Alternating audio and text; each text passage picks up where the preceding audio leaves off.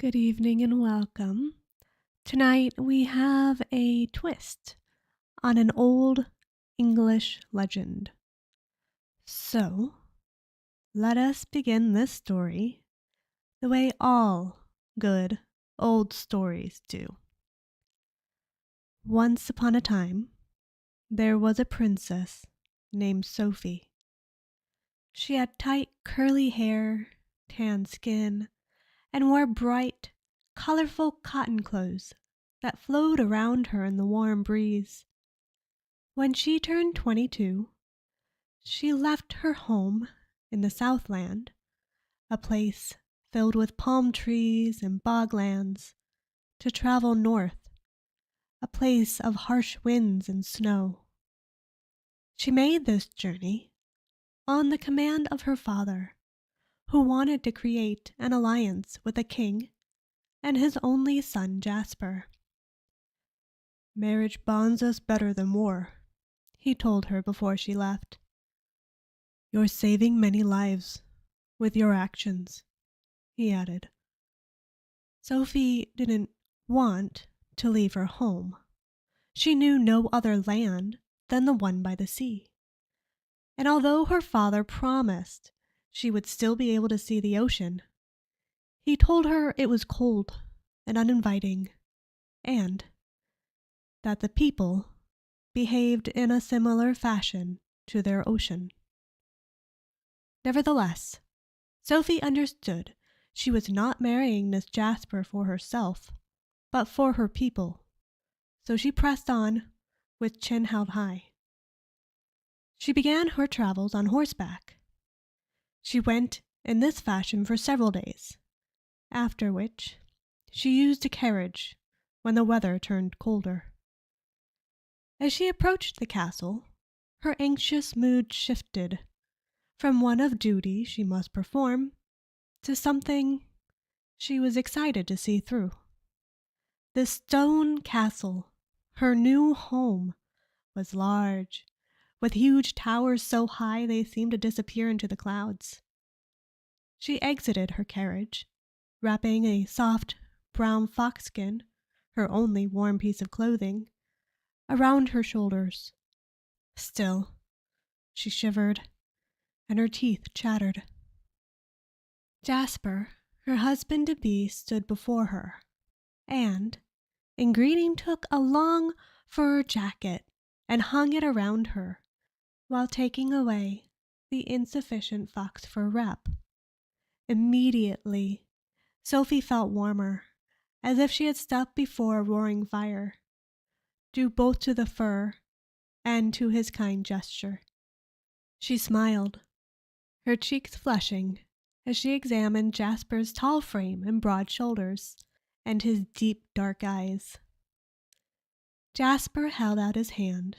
Then, arm in arm, the couple walked through the large wooden door into the castle so she could begin her new life. From that day until the day of the wedding, Sophie and Jasper spent every minute together, as he showed her the flower garden and had new, more weather-appropriate clothes cut and styled for her. He even gifted her a new horse that he had trained himself. In essence, he tried to make her feel at home, welcomed, and entertained. Sophie was pleasantly surprised, as she had been told that these were a guarded people who showed neither pain nor pleasure deeply. Little did Sophie know, all of his kindness was driven by a deep sense of guilt. When the day of the wedding finally arrived, the couple sat down for their 23-course feast and gorged themselves on fresh fish with citrus, spicy, savory sausage, bread still warm from the oven, and even chocolate carved into mini figurines of the happy couple. When at last the feast was finished, Jasper toasted the bride, complimenting her. When he finished his speech, he made a suggestion. Why not play some games? Sophie eagerly agreed, wanting to pay him back in some small way for all of his kindness so far. Jasper recommended the game, Find the Bride. He explained to Sophie that it was a tradition in his country, a way for the groom to prove he was worthy of his bride. What kind of a husband would he be if he can't even find his bride in his own house? Beaming and laughing, Sophie took off, albeit a bit wobbly on account of the many glasses of wine and spirits served over the numerous courses. Still, determined to really test him, she raced across the paneled floor and countless living areas decked out with opulent, lush, padded furniture. Minutes passed, and Sophie kept going, until at last she reached a guest bedroom a long way away from the banquet hall. She paused and caught her breath, still giggling. She quieted herself as she explored the room until she stumbled upon a large wooden chest. She strained and lifted the heavy lid, then crawled inside it and allowed it to close. She had no idea that someone had been following her as she sprinted through the castle.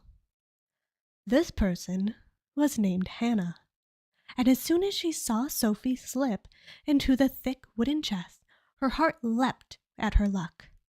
As fast as she could, she grabbed the metal lock from the nearby table, and as quietly as a bug crawling across the ceiling, she fastened the crate shut. Then Hannah took the large, thick comforter from the bed and draped it over the trunk, so that it was completely covered. Finally, she surrounded the chest, burying it in numerous fluffy pillows from the bed. When she finished, she kicked at the pile, causing Sophie to scream. To Hannah's delight, the thick wood of the chest and the surrounding pillows muffled the sound. Hannah rubbed her chin and then decided to add an extra blanket over the pillows, this time with an even more malevolent intention. She wanted to restrict Sophie's access to air. By now, Sophie had realized something had gone terribly wrong. She was screaming and pounding on the chest, but all Hannah thought was, "That's right, scream and fight. The faster you use up your air, the sooner this will end." Just then, Hannah heard a creak behind her and spun around. But, to her relief, it was only Jasper. He frowned and placed his arms around her as he listened to Sophie kick and knock from her small prison. He sighed and spoke to Hannah. "Don't you think we could have done this more humanely? She's suffering." As he said this, Sophie's noises ceased, and she said, "Jasper?"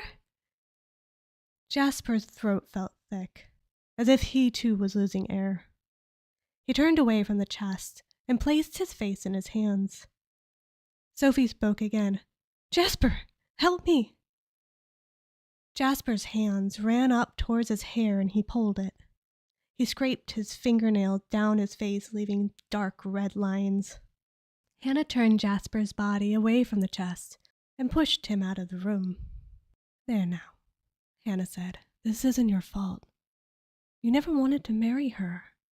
You didn't have a choice." Through tears, Jasper said, "I tried to make her final weeks the best I could." Hannah rubbed his back, then glanced over her shoulder towards the chest, where she could still hear Sophie kicking and screaming to be let out. A few days later, Sophie had long stopped banging and protesting because Sophie had suffocated. But this was not the last of Sophie's influence on the world. When Jasper and Hannah returned to the chest in the middle of the night to dispose of Sophie's body, Hannah accidentally tripped on one of the pillows she had used to cover the chest. And, in the darkness, she fell backwards, hitting her head against the same table where the lock had been. This stopped Hannah's breath, and as much as he tried, Jasper was unable to bring her back. Unsure what to do, Jasper buried 2 bodies that night, sobbing as he threw dirt over the face of Hannah, his love since childhood. As the days went by, friends and family avoided the castle, choosing instead to discuss the missing bride among themselves. She must have run off. What kind of a bride would do that? Jasper had been so nice to her. Or had he? Did the bride run off with the scullery maid? Where's Hannah? The only person to take direct action was Jasper's father. He saw his son Jasper as a perfect specimen and assumed that Sophie had shamed his son by running off. Unable to bear that humiliation, he, in turn, wrote Sophie's father, trying to move the pain away from his family, and instead to shame Sophie's father for his daughter's lowly actions. Yet Sophie's father knew something that the rest of them did not.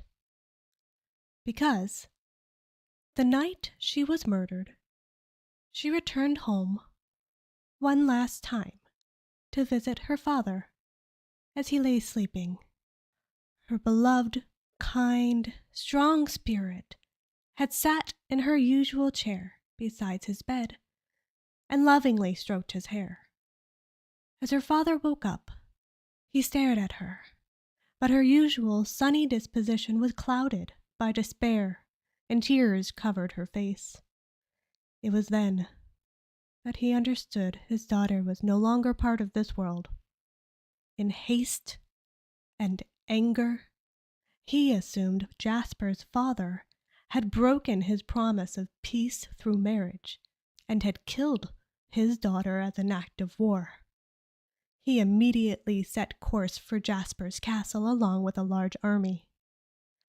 As Sophie's father headed north, he insisted on riding his own horse and gripped the reins so tightly it was as if he was strangling Jasper's father's neck.